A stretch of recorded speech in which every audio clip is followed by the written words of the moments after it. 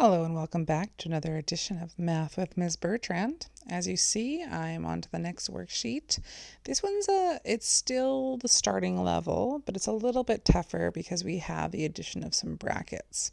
And some of these questions have 4 numbers. So I have my PEDMAS ready to go. I've highlighted which question I want to do with you this time. This one has some brackets and it actually has 2 brackets. So I'm going to write it down on the side on my worksheet. If I were you, I would write it down on the whiteboard in front of you or on a separate piece of paper. When I look at this question, I need to do, according to my order of operations, I need to do what's in the parentheses first, or the brackets, okay? And I'm just going to do one at a time, even though these ones are the same. This is kind of the good process to follow.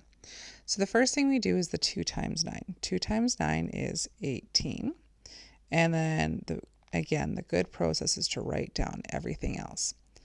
Next, the next step you do is the other parentheses. So you write down the 18, and you go 2 times 9 again is 18, and you write that down. Next, it's just the 18 plus the 18, and that's 36, and you write your answer on the line.